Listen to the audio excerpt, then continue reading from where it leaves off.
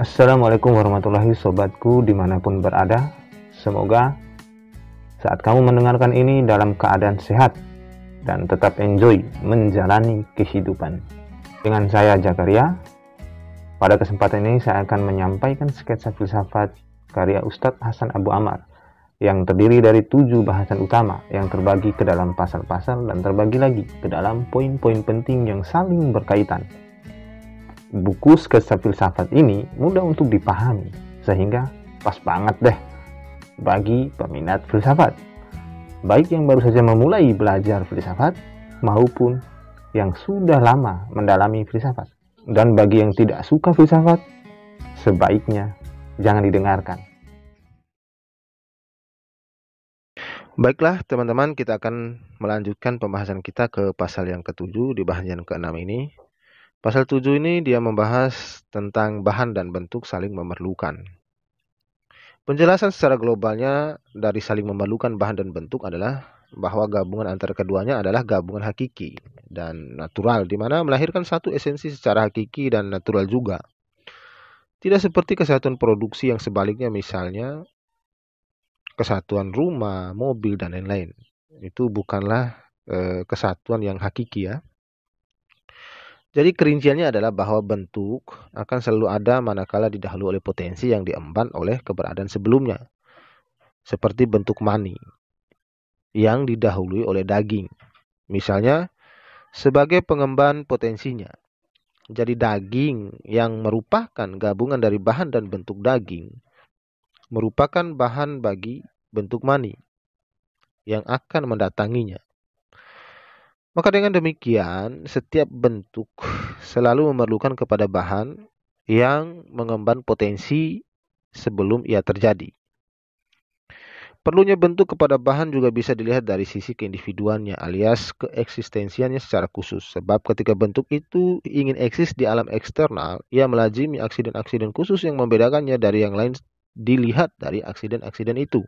Misalnya, di mana, posisi, kapan, dan lain-lain. Dan aksiden-aksiden khusus semacam ini tidak mungkin bisa eksis tanpa adanya bahan. Sementara itu teman-teman, bahan sangat tergantung kepada bentuk yang telah mengaktualkannya. Dan bahkan bahan itu sendiri memerlukan bentuknya. Itu bukan hanya dikala mau eksis saja, tetapi di saat ingin tetap eksis juga tetap memerlukannya. Sebab bentuk adalah kedefaktoannya. Namun demikian, bukanlah bentuk itu merupakan sebab lengkap atau sebab pemberi baginya.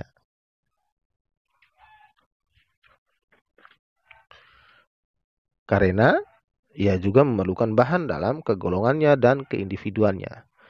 Ia hanya merupakan sebab bagian dan syarat bagi kedefaktuan dan keberadaan bahan. Dan sebab pemberinya adalah wujud non-materi, di mana ia telah mewujudkannya, dilengkapi dan dijaga dengan bentuk-bentuk yang saling berganti.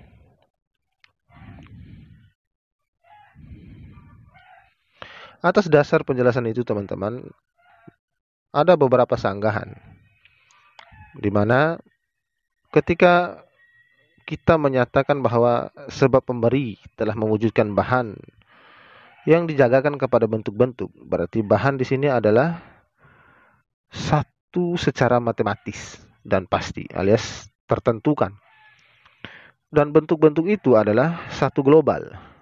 Di sisi lain, Anda menyatakan bahwa bentuk-bentuk itu adalah sebab bagian dari keberadaan bahan.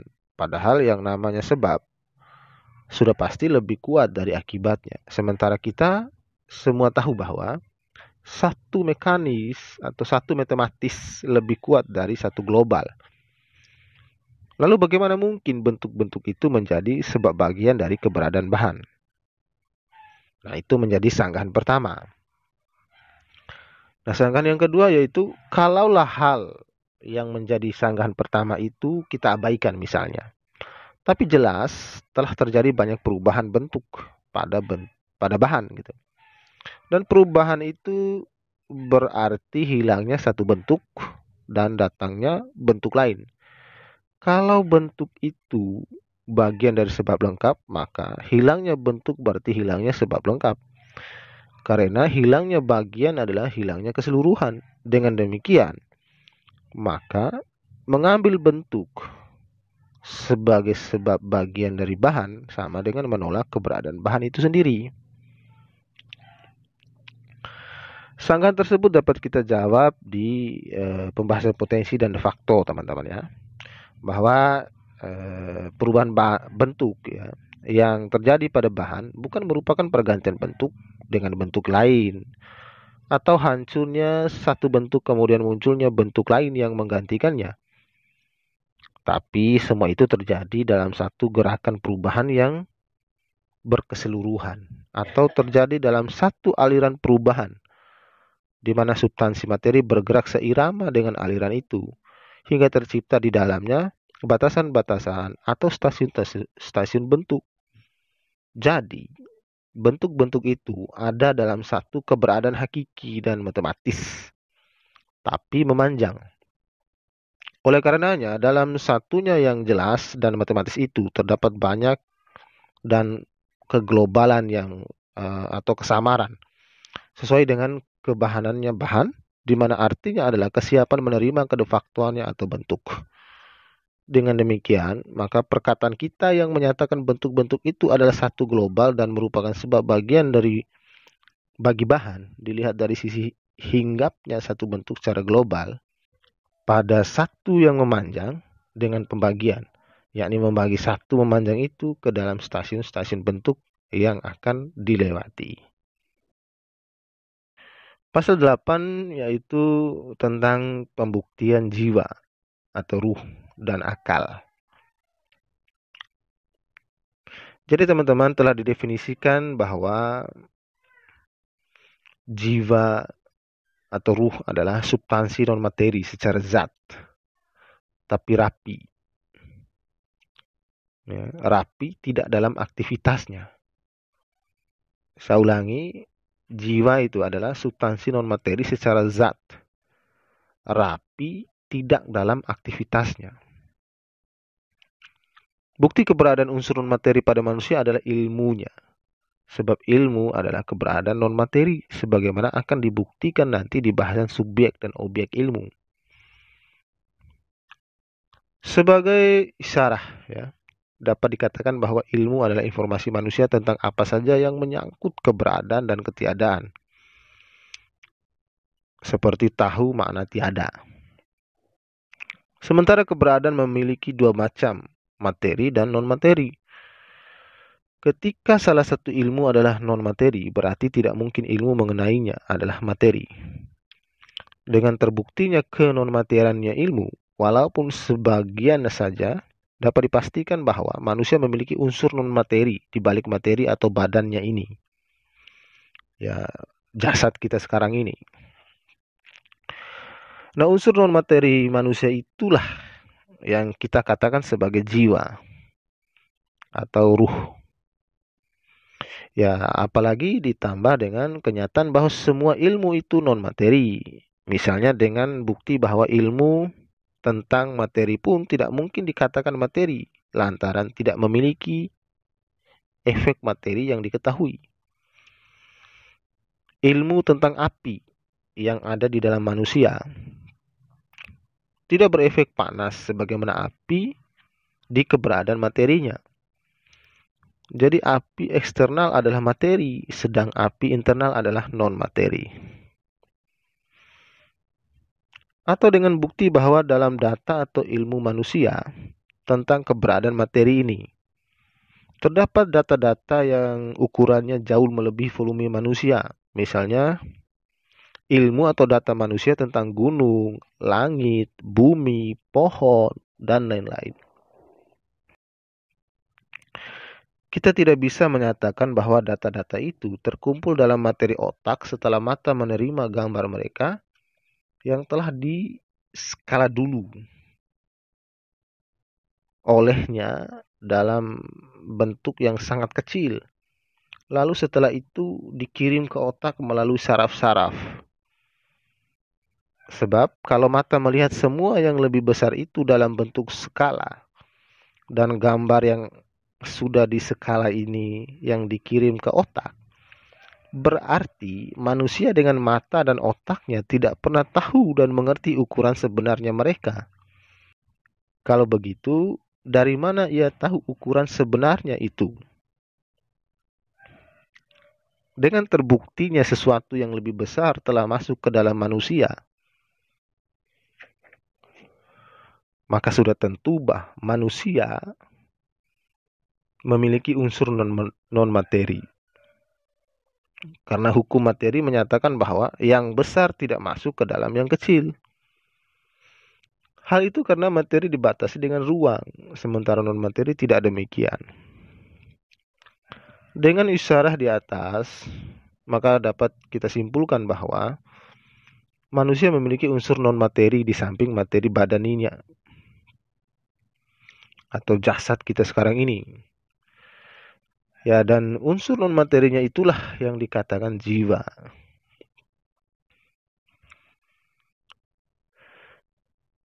Sebelumnya sudah kita definisikan tentang akal, di mana akal adalah substansi non-materi secara zat dan aktivitas. Bukti keberadaan akal adalah juga pengetahuan dan ilmu manusia. Sebab ketika manusia belum mengetahui di mana pada tingkatan itu disebut akal potensi atau akal bahan. Ia belum mengetahui apa-apa yang diketahuinya sekarang. Artinya pada waktu itu ia masih tidak memiliki. Karenanya dikatakan potensi. Sementara ada kaidah yang menyatakan yang tak punya tak mungkin memberi. Dengan kaidah kehendak bisa dikatakan bahwa manusia memberi dirinya sendiri pengetahuan itu.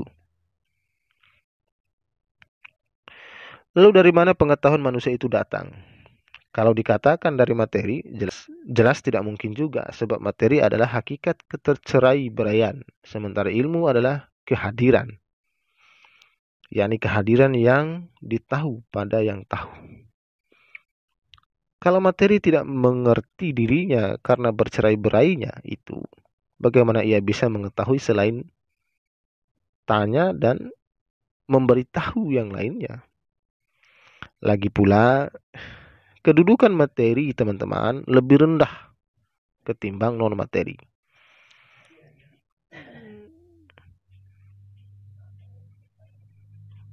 Sedang ruh dan ilmu adalah keberadaan non-materi yang tak mungkin diefeki materi.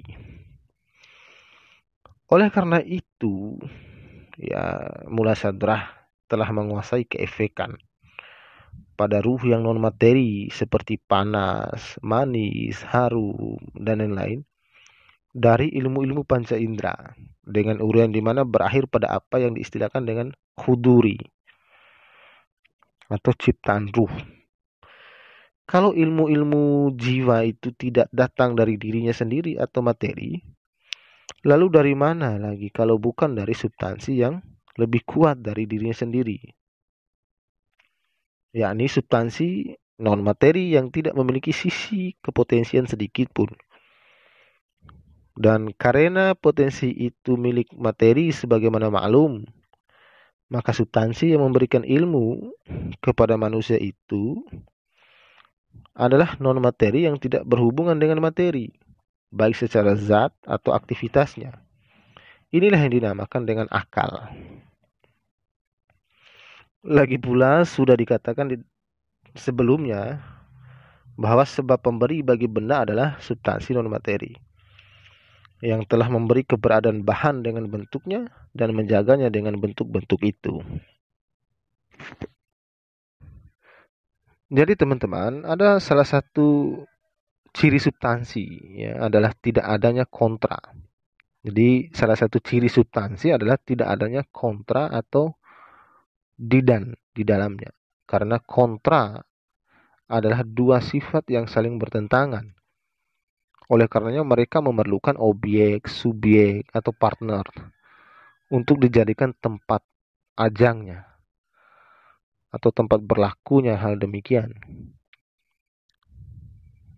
Misalnya dikatakan objek karena ia adalah yang disifati, dikatakan subjek karena ia adalah yang memiliki sifat-sifatnya itu dan dikatakan partner karena ia adalah partner bagi mereka. Sementara substansi adalah sesuatu atau suatu keberadaan yang tidak memerlukan kepada partner atau objek, subjek, dan partner itu sendiri. Itu yang perlu ya teman-teman ketahui sebagai tambahan referensi. Selanjutnya teman-teman, kita akan masuki pasal 9, yakni tentang kuantitas, kekhususan dan bagian-bagian daripada kuantitas itu sendiri. Kuantitas itu adalah aksiden yang bisa diterima pembagian secara zati di dalam akal. Ia memiliki bagian, ada dua bagian kuantitas. Yang pertama menyambung. Menyambung ini maksudnya teman-teman adalah kuantitas yang dimiliki, kuantitas yang dimungkinkan untuk terbagi pada bagian-bagian yang di antara mereka memiliki kesamaan batas. Dimana kalau batas itu dijadikan titik mula bagi yang satu, ia juga menjadi titik mula bagi yang lainnya. Dan kalau dijadikan titik akhir, maka ia juga titik akhir bagi yang lainnya. Seperti titik akhir garis yang hanya bisa ditunjuki saja, karena ia bukan bagian dari garis. Sebab bagian terkecil garis itu tetap merupakan garis atau dua bagian garis. Garis atau dua bagian bidang atau bidang yang akan bagian benda. Begitu pula momen atau instant of time yang berada ya antara dua bagian waktu. Ya, jadi ia memiliki dua bagian juga. Ya, maksudnya kuantitas menyambung ini ada yang diam. Maksudnya adalah kuantitas diam ini kuantitas menyambung yang bagian-bagian yang diumpamakannya itu berada dalam satu keberadaan dan wujud. Seperti garis, bidang, atau benda. Ia memiliki tiga bagian. Misalnya benda ya. Benda alias sesuatu yang berakhir pada bidang atau yang memiliki tiga dimensi, panjang, lebar, dan volume. Bidang alias sesuatu yang berakhir pada garis ya, atau akhir dari benda yang bisa dibagi dari dua sisi, panjang dan lebar saja. Nah, sementara garis itu sendiri alias sesuatu yang berakhir pada titik atau akhir daripada bidang yang bisa dibagi hanya dari satu sisi, yaitu panjang saja. Itu yang kuantitas menyambung yang diam. Terus ada yang bergerak. Ya, kuantitas menyambung yang bergerak itu sendiri adalah yang setiap saat bagian-bagian yang dimilikinya meninggalkan yang lainnya. Nah, itu adalah waktu. Jadi waktu itu ada kuantitas, teman-teman. Waktu atau zaman ya.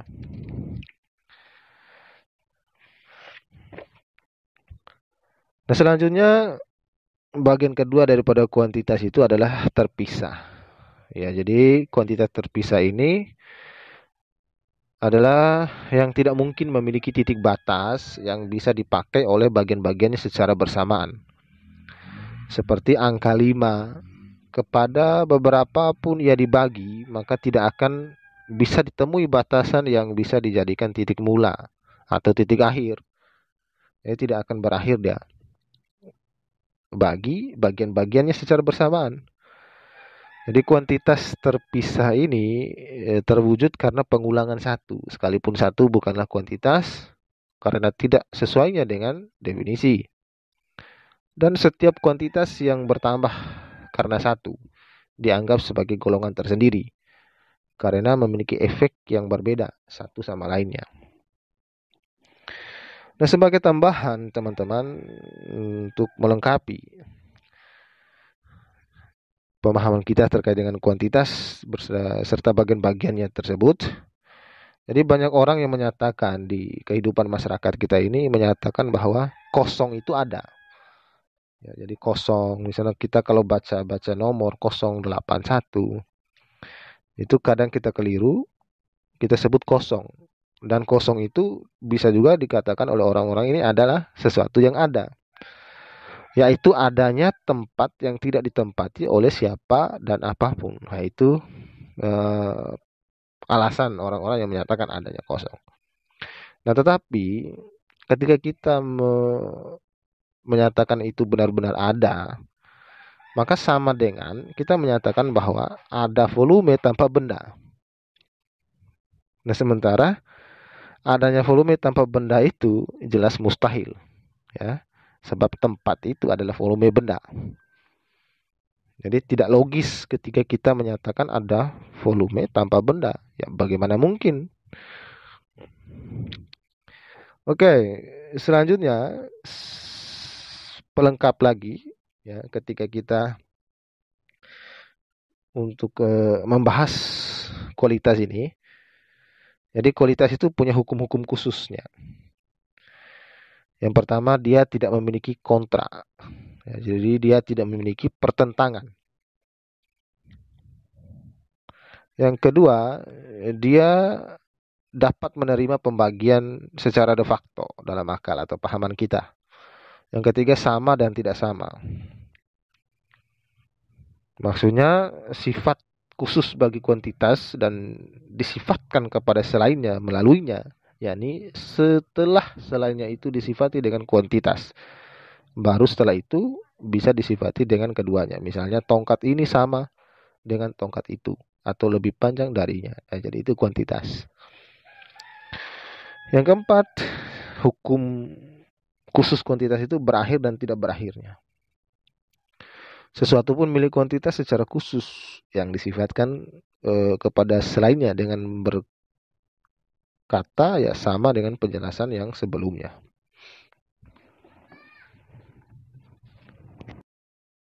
Selanjutnya pasal 10 yaitu kualitas.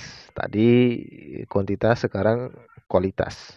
Jadi kualitas itu teman-teman adalah aksiden yang secara zat tidak bisa dibagi dari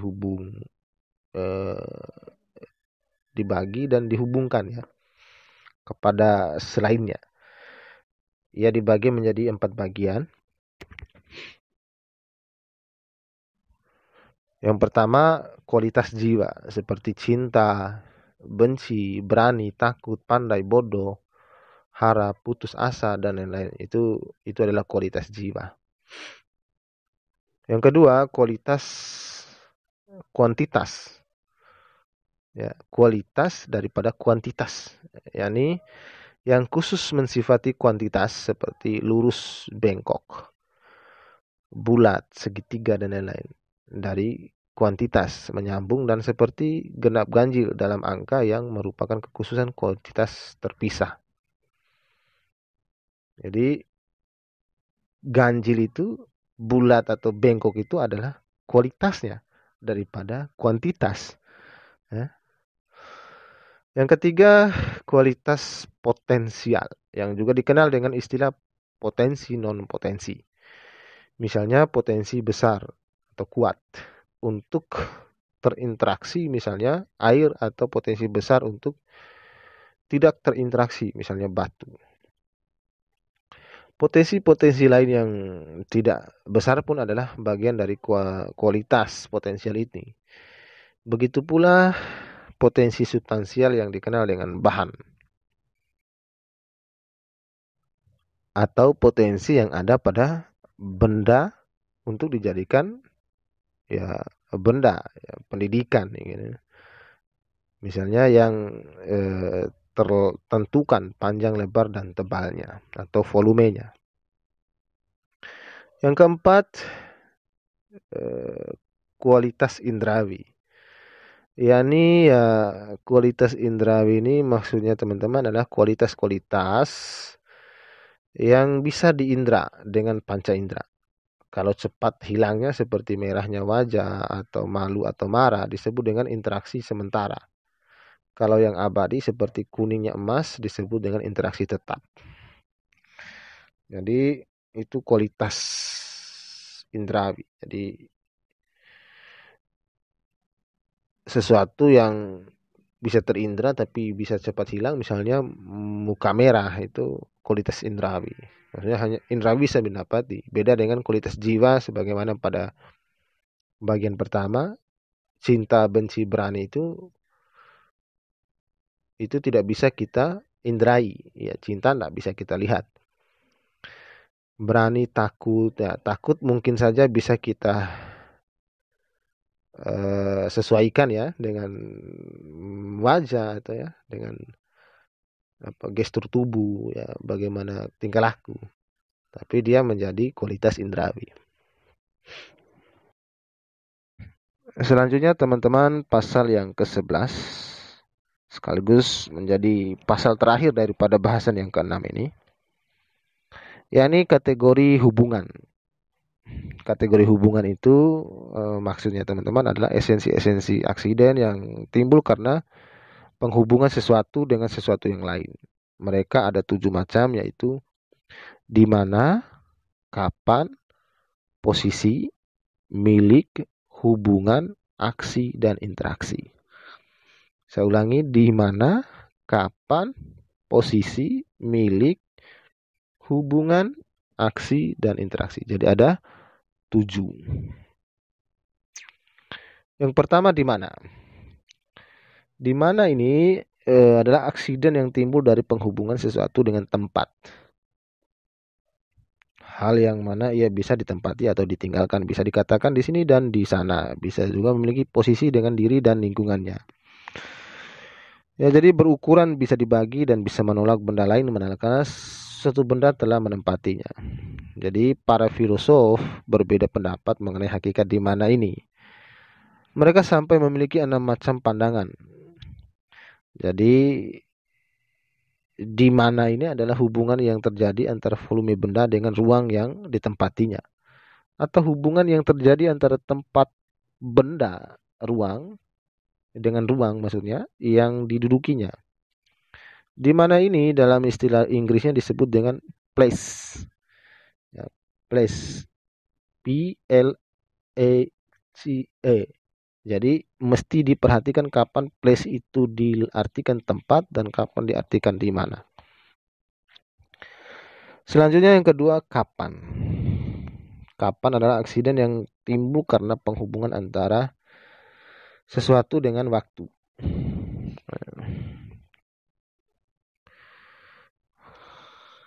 Jadi substansi yang ada pada kapan ini lebih luas cakupannya daripada yang berada di dalam waktu itu sendiri. Sebab kapan adalah hubungan antara sesuatu dengan waktu. Jadi bisa di dalamnya seperti gerak substansi atau gerak aksiden. Tapi bisa pula di ujung waktu, jenak saat atau momen atau instant of time atau akhir setiap potongan zaman yang diinginkan, yang hanya bisa diisarati saja. Oleh karenanya ia bukan zaman, karena kalau bagian akhir zaman maka ia adalah zaman itu sendiri. Seperti perpisahan dan pertemuan dua benda, begitu pula kapan. Bisa diterapkan pada gerak irisan ya, atau gerak antara. Ya. Yang ketiga, posisi. Ya. Posisi adalah aksiden yang timbul karena penghubungan dengan sesuatu bagian yang lain dan seluruhnya dengan lingkungannya. Seperti berdiri yang timbul karena penghubungan katakanlah kepada di atas dan kaki di bawah. Ya, begitu, itu posisi. Selanjutnya milik. Ya, yang keempat, milik adalah aksiden yang timbul karena peliputan sesuatu, status sesuatu yang lain ya, hingga yang meliputi berpindah manakala yang diliputi berpindah. Seperti peliputan kulit pada manusia dan peliputan baju, cincin, sepatu pada manusia. Hubungan ini adalah hubungan aksiden yang timbul karena penghubungan timbal balik sebenarnya antara sesuatu dengan yang lainnya. Seperti penghubungan ayah dan anak, kakak adik, saudara-saudara atau persaudaraan dan lain-lain. Karena keayahan ayah yang disebabkan juga oleh keanakan anak, seorang ayah tidak bisa dikatakan ayah kecuali kalau si anak juga dihubungkan dengan dirinya dan dikatakan anaknya. Itu ini milik ini berkata hubungan ini ya. Tapi kalau hubungan rumah dan pemiliknya adalah hubungan satu arah dan bukan timbal balik. Oleh karenanya, kerumahan rumah bukan karena dimiliki oleh pemiliknya. Begitu pula sebaliknya. Contoh pertama dan kedua di atas disebut dengan hubungan tidak sederajat, dan contoh yang ketiganya disebut dengan hubungan sederajat. Yang kelima, aksi. Hubungan aksi ini aksiden yang timbul karena pengefek kepada yang berefek, penerima efek. Secara proses atau perlahan waktu dan selama pengefekan berjalan. Seperti pendidihan api terhadap air, penyesuaian api terhadap besi, ya, dan lain-lain ya. Selama hal itu berlangsung, dikatakan secara proses dalam uraian di atas, supaya tidak melibatkan wujud non materi di mana pemberi efeknya adalah secara kun fayakun, alias di luar proses dan waktu. Yang keenam, interaksi. Interaksi ini aksiden yang timbul karena keberefekan yang berefek dari pengefek secara perlahan dan selama hal tersebut berlangsung, seperti keberefekan air atau besi dari api, dikatakan secara perlahan, yakni dalam